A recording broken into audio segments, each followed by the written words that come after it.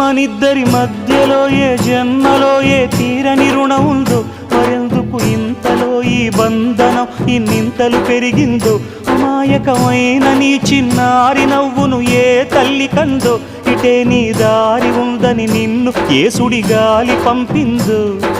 పాపం పుణ్యం దేవుడికెరుక, పేదకు దొరికిన బంగారు కణిక, పాలు వెన్నాలేవని అనక ప్రేమను తాగి పెరగవెసిలక.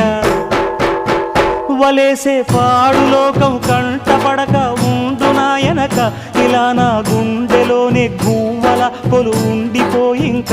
ఇటే పోస్తే ఎమున్నైనా నిలేస్తానే, మరింక ఏ కీడు నీ వంక రాలేదు.